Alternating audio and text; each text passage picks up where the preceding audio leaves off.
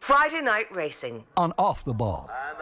Brought to you by Horse Racing Ireland. Love every racing moment. Visit hri.ie. Okay, you're very welcome along to this week's edition of Friday Night Racing. It's Ger and Johnny with you all the way through for the next hour. If you've got anything racing related or indeed life related that you'd like to get off your chest, if you're listening in the evening, you can text us on 53106, or if you're listening right now, you can get us on Twitter at Off the Ball. And Friday Night Racing on Off the Ball is of course brought to you by Horse Racing Ireland. Love every racing moment. Visit hri.ie, get onto the Twitter account. That's at HRI Racing, and the hashtag is Every Racing Moment. We're very thankful to have Johnny Ward with us alive and well in studio. It's been quite the week, Johnny, as people who are watching on YouTube will now see. If you want to give us your profile there. There we are. What happened to you? Just had a crash on the bike. I was just thinking there have been a few kind of racing related shows where there have been these massive revelations early on, and I think some people will know what I'm talking about in terms of a very profound interview on another racing related podcast recently. But this one is just, I literally just fell off the bike and it's kind of, I'd never been to hospital. I was turned 39 yesterday, so I was thinking I'd get to 40, never go to hospital. So. It just happened on Wednesday, did it? Yeah, just I was out cycling and just out with a couple of friends who happily were behind me, and it was funny, I was conscious of leaves and that going downhill and all that the last time I was on. I think even JP, our producer, said I was on about that. I don't know what happened. It was near Enniskerry, just kind of braked and completely lost control and ended up concussed and knocked out and in hospital in Vincent's. Yeah, so every time we have a jockey on in particular who's fallen off, we ask them about the moment of the fall. It turns out you see quite a lot. I remember riding as a kid, going the world slowed down and the train inched towards me type of thing, and the teacher's always like, this is ridiculous, everything happens so fast. I think you can't remember anything, but you can remember just the precise moment of it, or at least there is an awareness. There's enough time for your brain to go, something bad is happening here.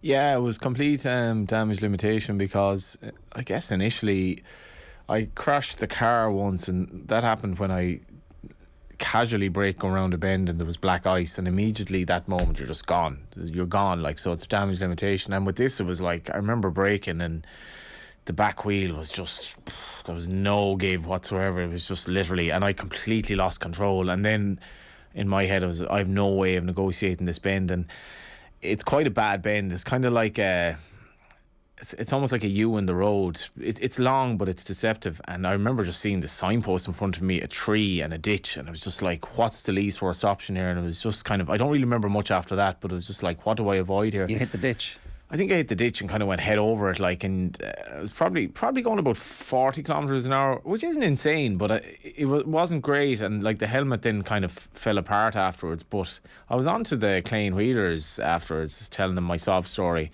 and they went on to the Strava and they found out the accident's kind of location, and they said, like, that is exactly where Mick crashed the other month. So I wasn't out that Sunday, but the lads went out cycling, and one of the lads had a terrible crash, was concussed and hasn't cycled much since, and it turns out it was at the exact same corner. But I went into Vincent's, and it was kind of just protocol. I was in there a long time. The ambulance brought you in. Yeah, and they were brilliant, like, and I was in there for 7 or 8 hours, so I was thinking a lot, and I was like, how do sports people just get up from things like this? And a lot of them just play on, like, and I felt okay after it, and I was like, there's nothing wrong with me. But by all accounts, I was confused and dazed. Because you were knocked out for 2 or 3 minutes. Knocked out, yeah. And I don't remember, like, and then in hindsight, you're like, actually, how did I end up going from there to here? And I got thinking of sports people who just have had this several times, like, because I've never had anything, like, never been in hospital, never had anything wrong with me. And so this was like, it was a big deal. I couldn't get a coffee in the hospital. That was my main problem. But other than that, they couldn't be nicer, like. Right, okay. But and so will you get back on the bike again? Get straight back up on the horse? My bike is goosed, like, so that was the disappointing part. My bike is all bent. The frame of it is really gone, like. But it's funny, like, because some of the people that you cycle with, like, they would have had near-death experiences where they, you know, the way you can kind of have a split-second decision when you're taking a right turn, will I go, will I not? And they've just been hit by a car and could have died, like, and they were, like, unconscious or whatever, and they just got back up on the bike. So I'm hoping something as minor as mine will be fine. But it did make me think about descending, because I was kind of at the mercy of whatever was going to happen there, and I wasn't going to die, but I could have had bad injury at the same time, something that would have been a lot worse than nothing as it turned out, but anything that's spinal or whatever. And then you think about jockeys. You look at today, Rachel Blackmore and the last race, the two horses both effectively coming to the ground at the second last, and Rachel, while grounded, staying on the horse and getting up and winning an amazing race. And what jockeys go through did make me think, like, because I just, I this is the biggest thing ever, and I milked it on social, like on WhatsApp. I was like telling everyone how bad I was. I just got a few bruises. I mean, look, that separates us from them, right? That makes you a normal human being, where you're like, come on, sympathy here, everybody, please. But the professional athletes, and particularly the jockeys, are like, say nothing, I'll be grand. Yeah. Don't show any signs of pain. The concussion thing was interesting, because I was starting to think, like, if you had a scatter of these in your career, it would worry me a bit, And I think, I'm obviously worried about sport, what's coming down the tracks in that regard. But it was interesting because we went. I was saying this to the lads. It was Kieran Whelan from the Irish Independent, who's a big cycling man, and David Fitzgerald, who's with Sportsfile, and we had never cycled together before. But I was saying to them how. This is the irony of it. I was saying to them, I was in Mallorca, and God, I found them really, I found everyone really coy and careful on the descents, and myself and Ron and my mate, we were passing everyone out in the descents, and I just thought they lacked bravery or whatever, and maybe they were just doing it right. Did you say this literally an hour before? Yeah. Right. Totally, yeah. Wow. But now, in fairness, in Mallorca, you had this amazing conditions where you felt the bike was you felt different. Totally safe. Yeah. But I don't know what it was. Maybe I had this kind of false sense of security where it's travel as well. It makes you do stupid things a little bit. Yeah, but it on the bike you felt completely. I hadn't been on my own bike really since, but I can't explain, Ger, that feeling where you're just like you touch the brake and like you were gone, and you were like, there's no way back from this. Wow, what's just happened here? And all you can think of then is, I've never crashed before. How do I make this? It's a wet leaf, was it? I can't even remember. It must have been grease in the road, because I completely lost control. Well, we're glad you're still alive, Johnny. Yeah, maybe I'll start giving good 10 to follow horses now. But it was all in good fun. One thing I will say, and lastly though, is nurses and all that. They're just so sound. Like they're just they do it every day. And I was during COVID, I was thinking, that they're not particularly well paid and it's a bit of a grind, but I got this great sense of camaraderie among them, that they kind of almost enjoy going in and meeting each other and having the crack even in difficult times, and they're amazing people actually. Just went up in my estimation anyway. All right. You mentioned Rachel Blackmore there. She is officially the 2021 Irish Racing Hero Award winner, and she'll pick up her award at the annual HRI Awards next month. They've released this in advance. There couldn't have been anything other than Rachel Blackmore. It's whether or not she goes on to win all of the sports awards competitions this year, because there's fairly stern competition. It's been quite a remarkable year. Leona Maguire had a good year, a few others, Katie Taylor again, Kelly Harrington. But what Rachel Blackmore has done is right up there with anybody.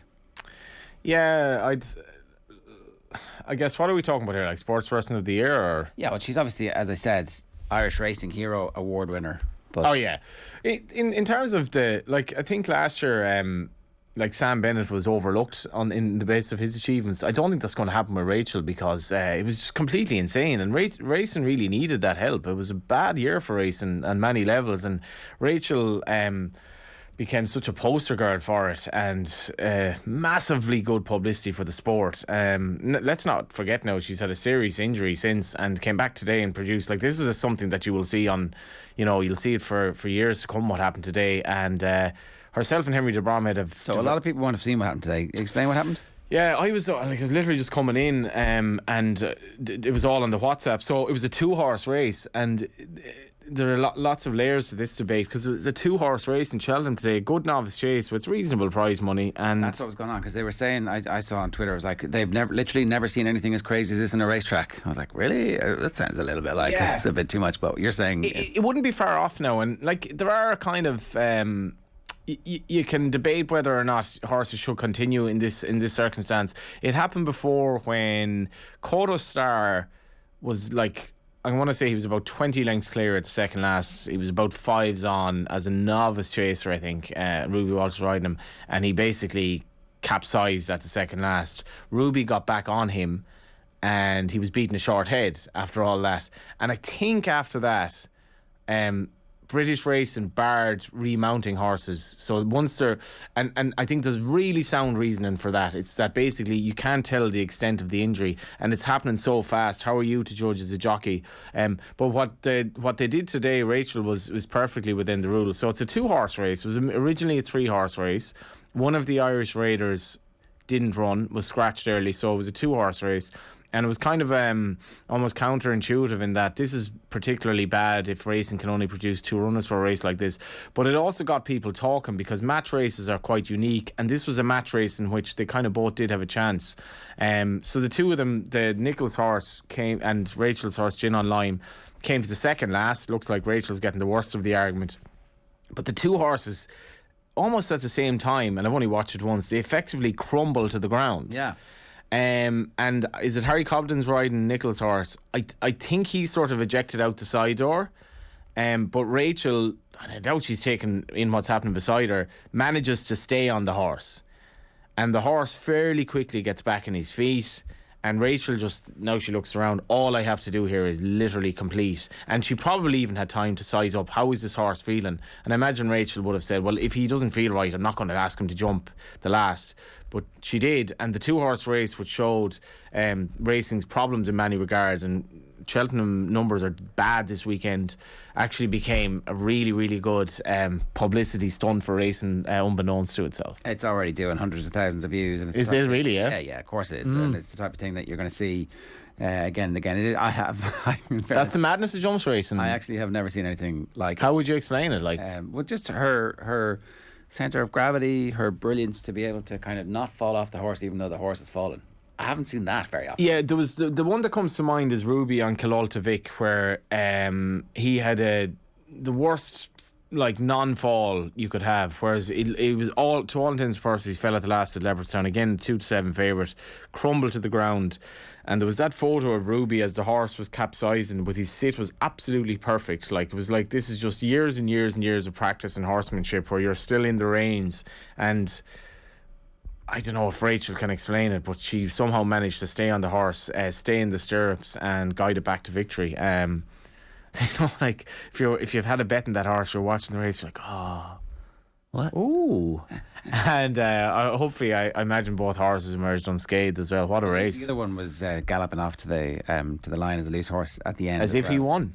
Yeah, happy as Larry with life, thinking he has won. So that's the beauty of jumps racing. I think, in fairness, it's that we don't realise the thrills and the danger of it as a jockey, but stuff like that happening, it's just marvellous, and it's kind of unique to these, this part of the world as well, where there's only a very small part of the world where jumps racing is anywhere big, and Ireland is effectively at the heart of it, and I think we should be proud of it. It's an amazing sport. So I've just looked up the Kilolta Vic thing that you're talking about there. That is also ridiculous. Yeah, and he won as well. Yeah. And of course, there obviously is betting and running carnage when these things happen, like, cause, and I have no sympathy for people who want to lay horses that have fallen thinking they can't be beaten. I can lay this horse at 1,000 to 1 and I'll pick up like money for jam, but the danger of that is things can go wrong like this. Yeah, absolutely. Friday Night Racing is brought to you by Horse Racing Ireland. I'm delighted to say our guest this week is none other than the legend Noel Meade, who is with us now.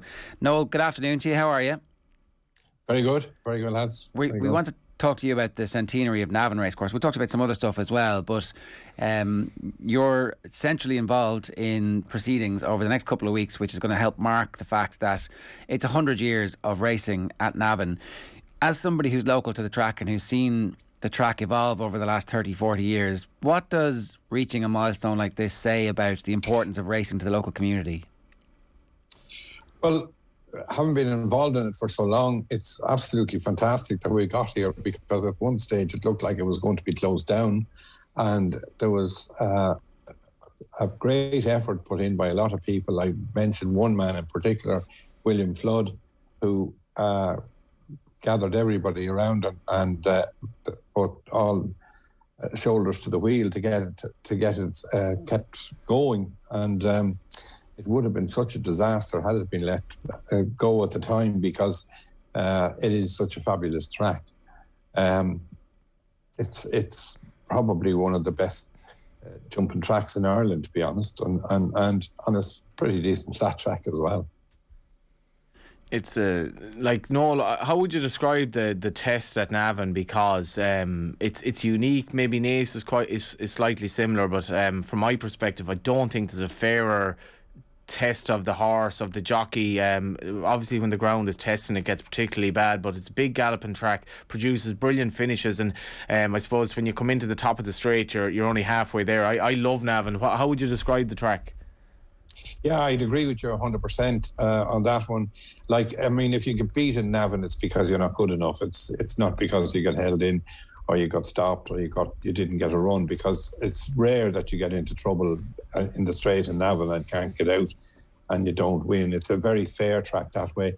It's a very stiff finish, which again lends itself to getting the best result, because you have to get to the line.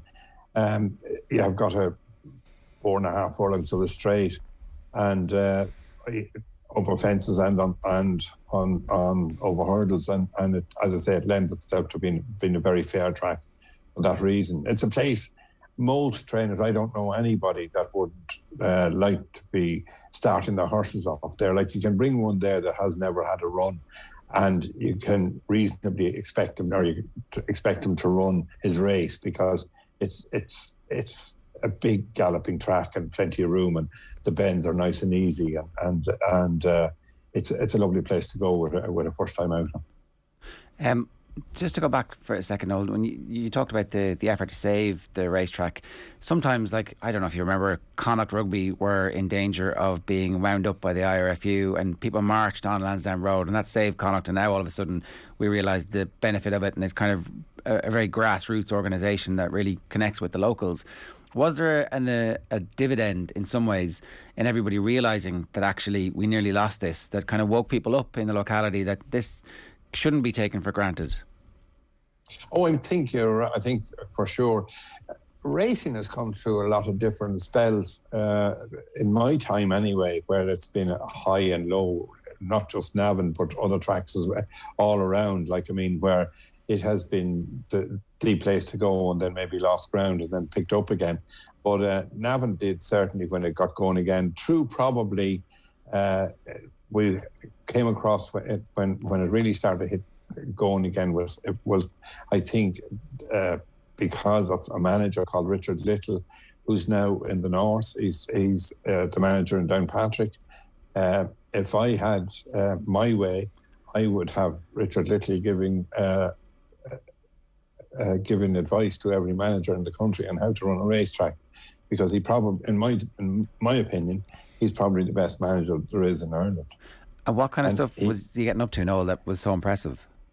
He just was everywhere. He was like, Richard ran the track like it was his own house, or his own place. He had everything. He never spent too long in the one place, because he was that busy making sure everybody was happy when they were there. He had entertainment. He had the food. He made sure the food was right. He made sure the entertainment was right. Made sure the racing was right.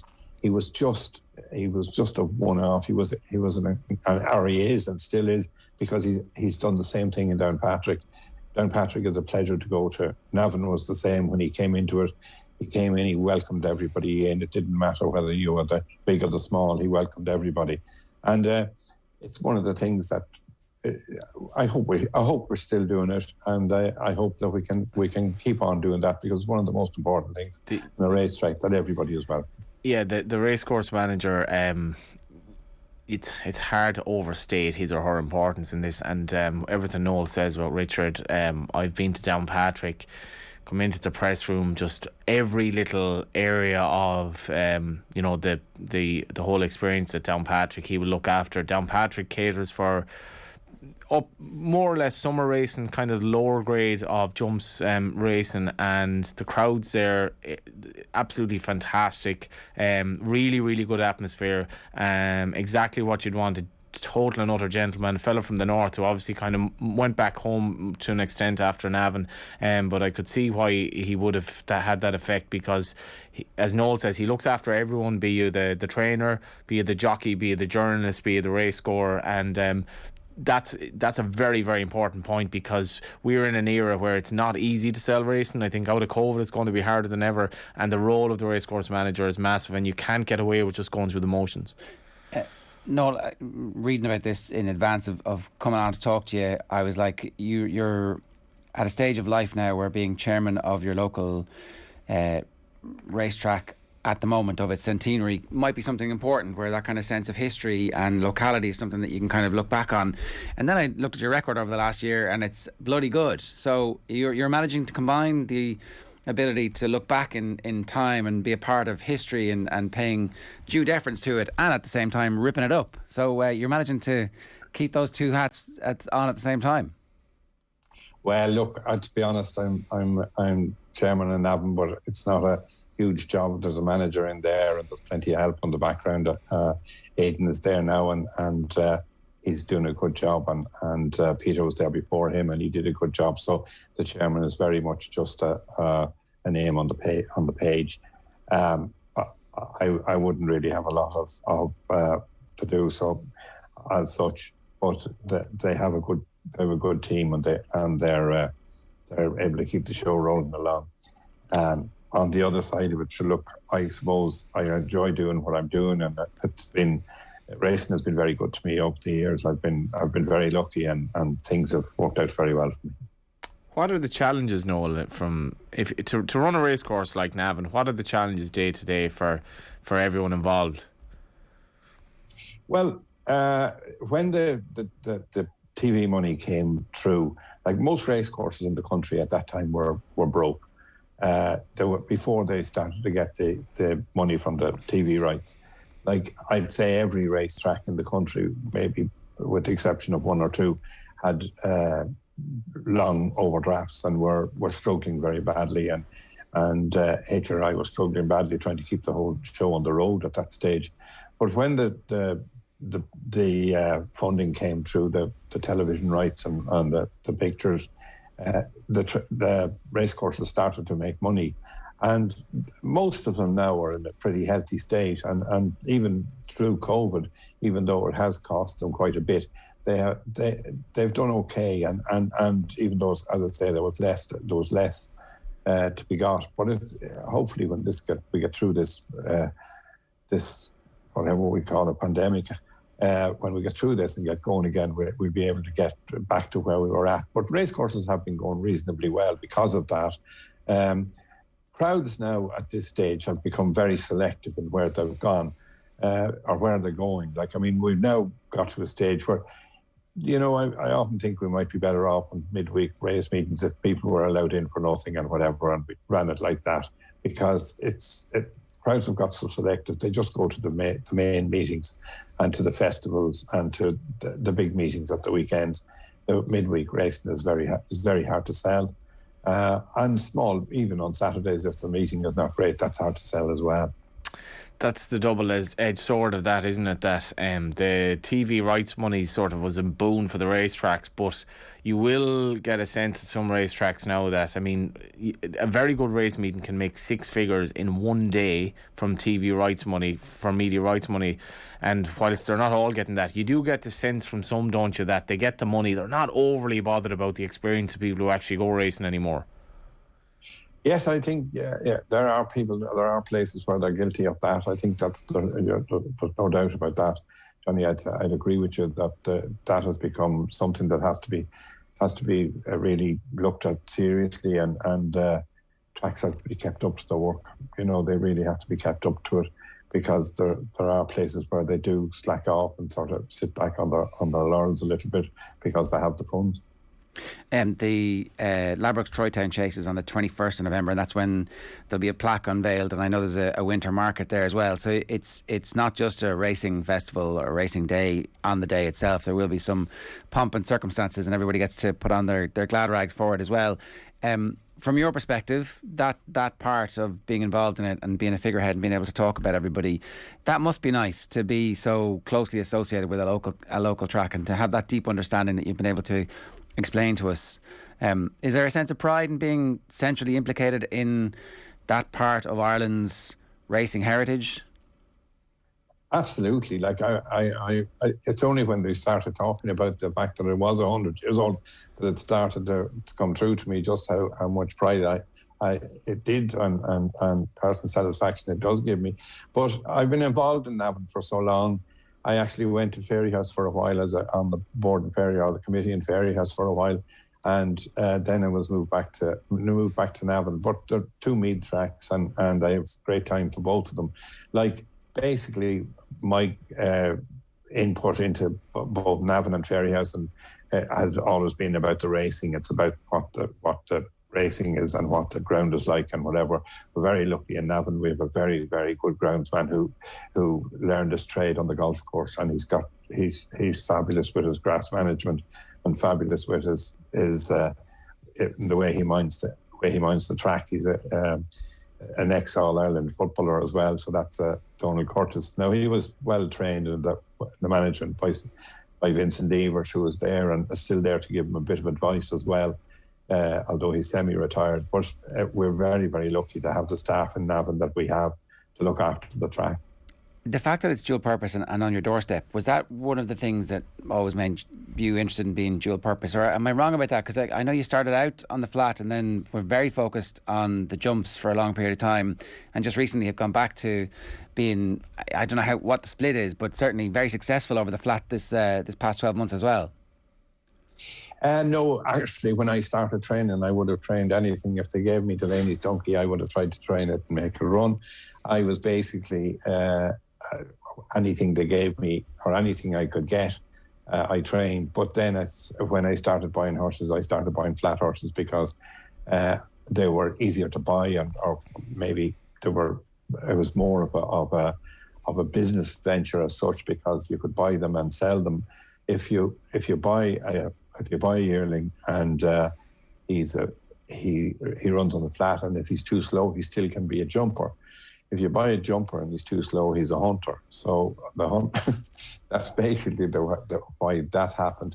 But then back in about mid 80s, or sort of going into up to the 90s, I suppose, I realised that I was really only running in handicaps and that on the flat, and that I remember one day I was doing the entries for the Curragh, and like the only entries I had were for handicaps, and I was just looking at all these stakes races and that I had nothing for. And at the time I had reasonable clients, and I thought if I put the money they had into jumpers, that I could maybe get there. So I did. I switched completely and stopped buying flat horses and started buying jumpers and started buying horses off the flat to go jumping. And it worked very well. And it was like I was champion trainer 7 times and I was leading trainer of jumpers in Ireland 9 times. So it worked very well. But funny, have the tables turned now though, have they? Absolutely, Johnny. Absolutely, the situation has gone round.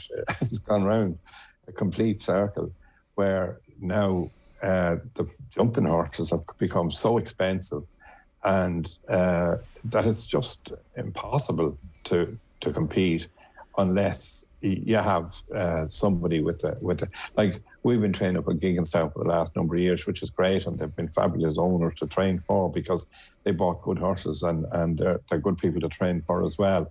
But they're easing down, and we get like Michael's not buying any new stock, so slowly but surely they left us with the ones we had, but the other ones will wear out or whatever, you know. And as they do, they're sold off, or you know, if they get injured or whatever, they move along or they're retired.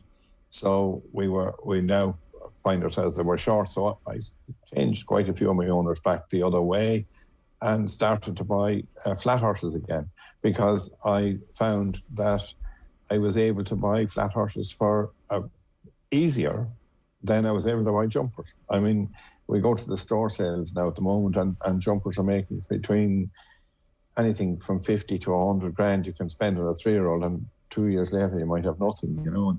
And you can go to a flat sale and bring home nice yearlings for anything from 10 to 30, 40 grand, you know. It doesn't seem to make sense.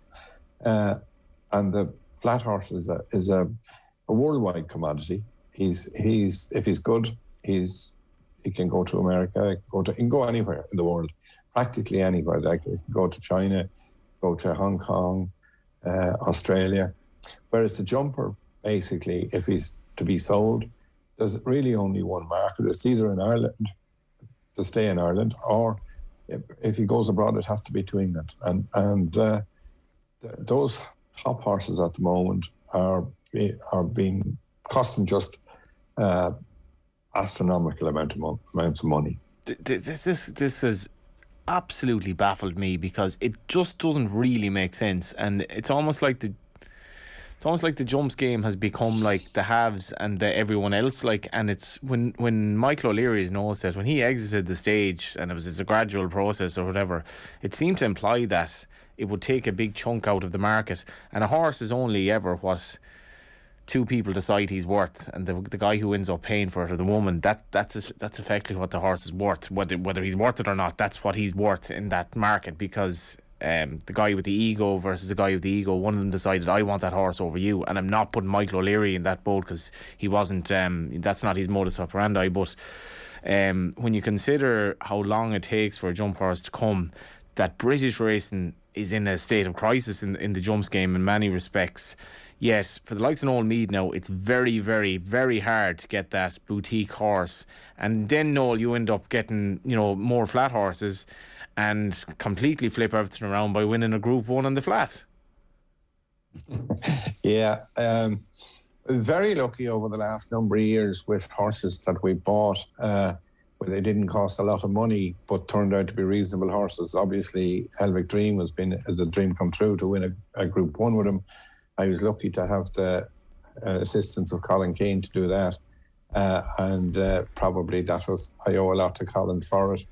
But he was a very nice horse, and I was lucky that the owners, he was a soft ground horse, which probably was the reason that we ended up having him, because if he had been a fast ground horse, undoubtedly he would have went to Australia or he would have went abroad, because he would have been sold to America or Australia. But they're very much in the market for good ground horses. We actually have the last 30 seconds of Helvic Dream's victory here. You can hear the commentary. It's I can still remember it anyway. Yeah. That is gone to the judge. Gone to the judge. How did that feeling compare to winning Grade 1s and big race in Leopardstown, Cheltenham, actually? Look, big races are great. Any day you win them, it's very hard to say one is better than the other. Obviously, that was a fantastic day, but not having the people there, sort of took a little bit away from it. You didn't have the crowds, and you didn't have the owners, and the owners like Finbar Cahill and Tom Hendren own them, and Finbar Cahill is one of my very best friends, who's been a friend of mine and an owner of mine since back in the 70s, and he's, we're great pals. We've soldiered together all around the world and here, there, and everywhere, and it was a pity that he wasn't there, and because Finbar enjoys the celebration, and it was a pity. But look, it was great. I can't say it was better than winning like some of the big jump races are fantastic as well. I still actually think people often ask me what was the favourite race that I enjoyed winning, and I still think, I often look back at it and think that the first Galway hurdle that Pinch Hitter, who was owned by Finbar Cahill, won at the time, I think was probably one of the best, because it was a big breakthrough to win a race like that at the time, and I got a great kick out of that. But look, you can't sort of pick out one and say it's better than the other. But I enjoy them all. I still enjoy winning. Like, I enjoy winning a race in Clonmel or winning a race anywhere. And I often think when they win, I say, that's another one, because you say to yourself, oh, I've done it again, because it's not easy to win. It's not easy for anyone to win. There's no such thing as it being any guarantee in it. You know, it's just not easy to win. I was tipping up a horse running tomorrow, and I was looking at the trainer said 80 runners in 5 years, and he said one winner, and that's not uncommon. It's really difficult. My last question for you is it still possible to dream in the National Hunt game that you can fall on an unfashionable horse? Because that's what National Hunt racing should be, that it's not all the wealthy that have the good horses. Can you still fall on that horse that has an unfashionable pedigree and does a beef or salmon or whatever and does wonders? Of course you can. So that's what racing's all about. Of course you can. I mean, that's what happens there. And that's what keeps it alive. But like, I mean, as I say, the glorious uncertainty of racing. But of course you can. If that didn't be, people wouldn't keep going. And it's the joy of doing that makes it such a fantastic sport. No, you're headed for Dundalk. Are you going to have another winner today? No, I have two 2-year-olds running tonight. I think one of them might run well. Mom, I hope she'll run a good race. What about your 3-year-old hurdler tomorrow? Yeah, he was very disappointing in the north today. He ran. He seemed to. We expect him to run really well. He backed away from all his hurdles, and he didn't. He jumped very well at home since, and I schooled him this morning, and he jumped very well. So, yes, I would hope he'd be thereabouts. I think the goodish ground will suit him, and well, you know, it's not going to be very soft anyway. Hopefully, if he puts in a good round jumping, he's in very good form. Yes, and he's quite a decent horse. Well, listen, congratulations to everybody involved in Navan on their 100 years in the Centenary, and best of luck with everything that's coming. Noel, great to have you with us. Thanks a million. You're welcome. Thank you. Nice to be here. Noel Meade, there are nearly 3,000 winners, and obviously the chairman of Navan Racecourse. Obviously, Navan's had all the big ones down through the years. They've all been there. Such a great time for Navan, because the first horse I was involved in with the late John Walsh and a few other characters was called Operation Houdini, and we ended up like typical of like when your first bet wins, it's a bad thing because then you end up loving it or whatever. Like, but when your first horse that you're involved in, like he ended up, I don't know, he was kind of what I was talking about with Noel there. He's that horse that it's hard to find anymore, but he was an alright pedigree. Stallion wasn't particularly popular, with a very small trainer in Limerick, and ended up being really good. And he was like, I think he finished second 6 or 7 times before he won, but when he took to fences, he finished second in the Troytown, which is their big race, to Not Repair. And but we used to get buses to Navan, and we used to go back to O'Connell's, you know, the iconic pub in the Guinness ad there, where even at the home of the black stuff, the Dream of a White One, Mrs. O's, as it'll be known in Screen, and Mrs. O was alive at the time, and we organised the bus back. And I remember that particular day, it was a horrible day. Navan's the coldest racetrack in the world, and Operation Houdini was cantering at the third last, give or take. Baroni won the race. He was cantering at the third last, and he was a horse that found loads for pressure, and we were like, oh God, this is exciting. And he unseated the rider. He headbutted the jockey, and the jockey had a big bloody nose, and he fell off, and we were really despondent. We were like, right, let's get the bus to Mrs. O's here. We got to Mrs. O's, and she was observing the old Sunday couple of hours when the pub was closed. And I was like, God, I'd organise the bus here. I was like, what do we do here? So eventually she let us in anyway. Then we soon forgot about but it's a real racing pub. Like, there was enough knocking on the door, and yeah. Do you remember the old the 2 hours or whatever was they observed? Was it Mass? Something to do with Mass. Yeah. Mrs. O's, she's passed away since, but that pub, real racing pub, and it would be definitely associated with. It's in Screen. It's right. Just it has, the toilets are outside, I think. No TV, like really famous proper order, but brilliant Guinness and all that. But a real racing pub. Fresh air when you go to the Jacks to freshen you up. So big you can go time. back in and squeeze one more in. Squeeze one more, and a lot of people would be there from racing, be it Fairyhouse or Navan, and I love Navan. I think it's a great racetrack just for the test of the horse, but great memories. Well, if you want to go along and see what Johnny's talking about, enter our competition this week. Obviously 2021 marks 100 years since the foundation of Navan Racecourse, and the County Meath track have exciting plans in place to mark this special milestone on Ladbroke's Troytown Chase Day, their flagship jumps meeting on Sunday, November the 21st. To win lunch for you and your guest on their 100th birthday, let us know which jockey recorded the fastest ever century of winners on the flat in Ireland at Navan Racecourse in August. Text your name and answer to 53106 for 30 cents. And we will call you after the show. And you probably know who that is, because we did say that we've had him on recently, and also he was on board Helvic Dream when Noel Meade won his first Grade 1? It was a great day, to be fair. It did kind of show that you can, like Jessica Harrington, in fairness, she's kind of become more of a flat trainer. Yeah, it's really interesting. That changed.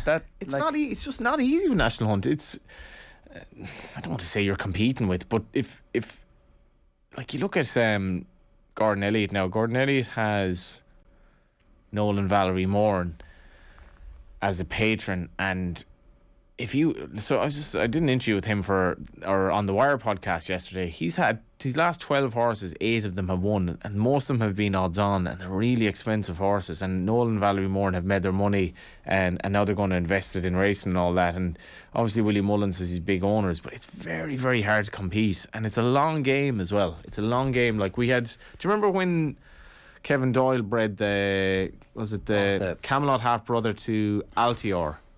That takes, for that horse to run, you're talking from the breeding process, like 5 to 6 years. It's a long, long process, and the injuries are very difficult. And I hope we never lose our love for the National Hunt game, because it is so unique, and I think what Rachel did there kind of shows why we love it. Yeah, it seems like it's embedded in Irish culture. It is, yeah. And that's why it's important.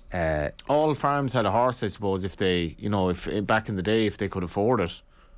But it was just part of your life. And I think that's why we're probably innately good at it. I'm speculating here, but our horsemanship and our jumps racing love is unique, really. We had to let Noel go there, but we didn't get to talk about he had a Cheltenham winner this year who was a winner at 80-1 and then came back and won again. This is Jeff Kidder. So obviously again was off the flat. He's able to do this like at the same time, and it's clear whatever the skill set required is a fundamental skill set, and then you just use your mind to go, well, I'm going to place these ones here and this one is going to go here, and I can see into the future a little bit. Yeah, but it's funny, you often ask the question when they come on, and they will tell you what's the difference training a National Hunt horse and a flat horse, and they'll say very little. It's like get them fit, yeah, but God, there has to be more to it than that, because like you're essentially training horses not only to jump but to go a lot. Like your 1.2 mile horse is a 2 mile hurdler, so they're going a lot slower, and they have to settle, and obviously have to jump. Like that horse Lunar Power that he has run tomorrow, he didn't jump well at all at Downwild. Then he hacked up on the flat at Leopardstown. But every trainer says but a lot of them are just saying the flat is easier and you've kind of more opportunities now. Yeah. While you were falling off your bike, there was a big story breaking. Darragh Crowher had a great story about the raid on a property near Monasterevin. We're still waiting for more details to come out, and that we will obviously deal in much more detail with the story when we get an opportunity to do some further digging on it. And when the findings actually come out about what was found, what was discovered, what was impounded, who the people involved are, and what case they're making in their defence about what happened too. So unless there's something you specifically want to add. No, I suppose just the context of it coming out after the findings from the whole Oireachtas hearing came out, and it essentially found that Irish racing was sound in terms of or sound as they would like it to be, and as sound as it can be in terms of drug testing and all that. So the timing of this was very interesting. It just should be said that in the world we live in, WhatsApp will tell you such and such a trainer and such a trainer, but it's important to read Richie Forrest's article in the Racing Post.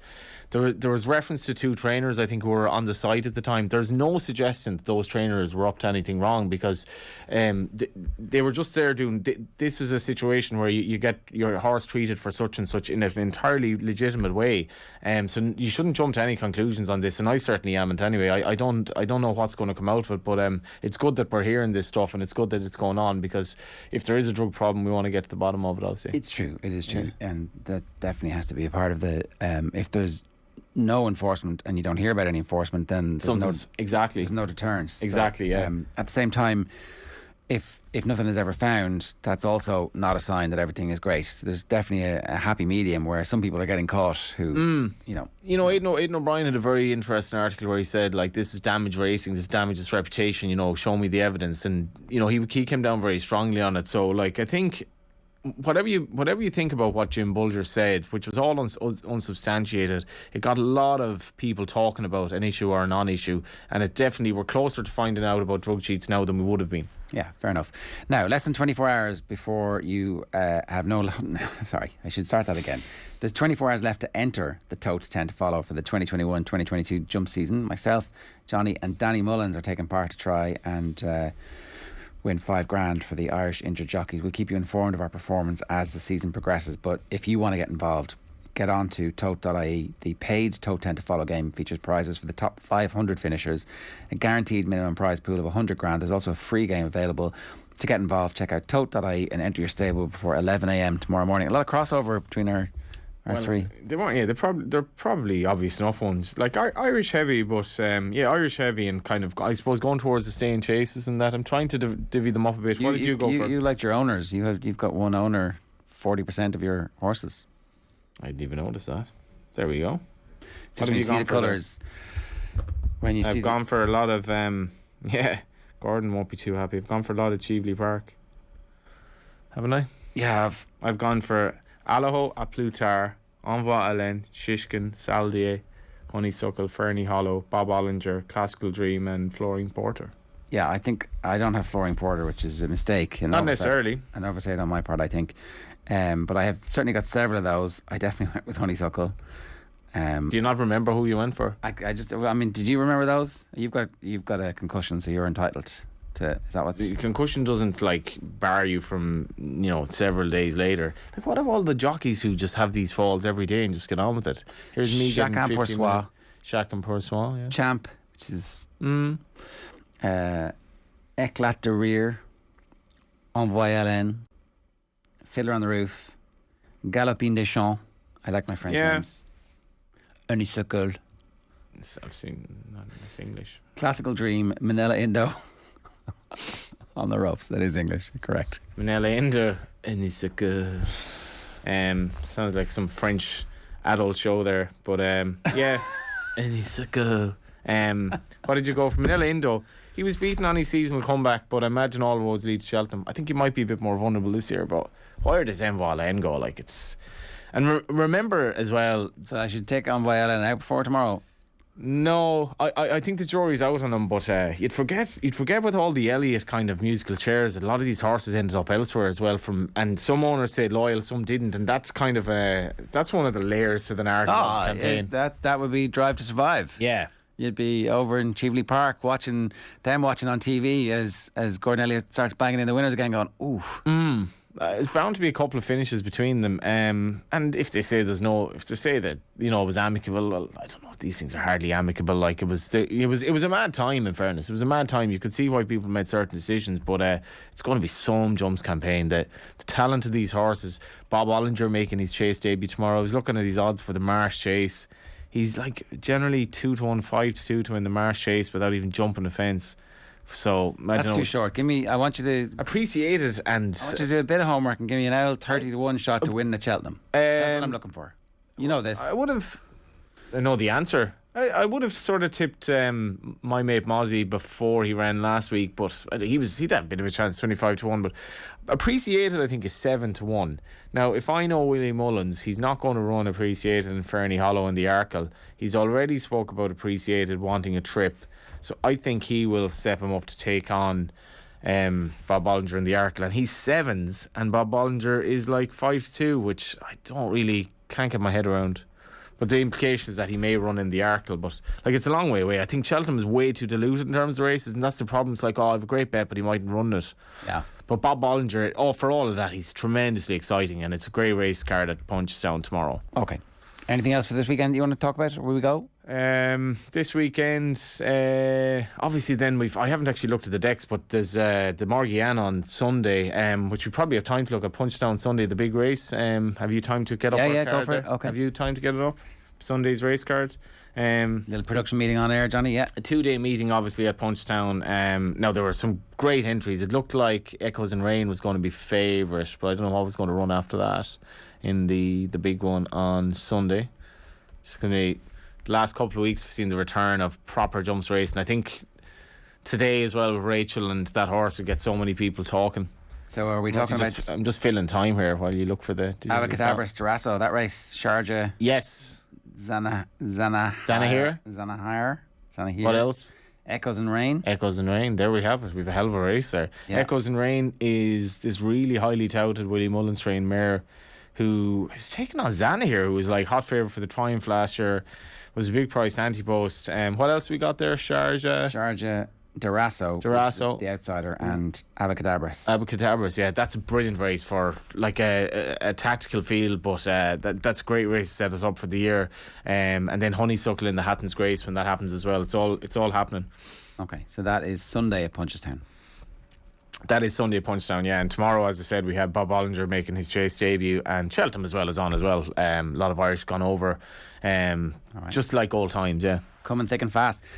Friday night racing on Off the Ball is brought to you by Horse Racing Ireland. Love every racing moment. Visit hri.ie. We are live every Friday afternoon at 3 o'clock on all the OTB social channels, and then again from 8 on Off the Ball on Newstalk. We'll see you next week. Take care. Friday night racing on Off the Ball. Brought to you by Horse Racing Ireland. Love every racing moment. Visit hri.ie.